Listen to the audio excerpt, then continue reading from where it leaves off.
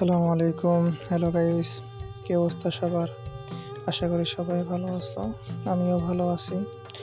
চলো P19X এবং dessert eagle ring এটা কমপ্লিট করতে কতটা এমন লাগে দেখা যাক।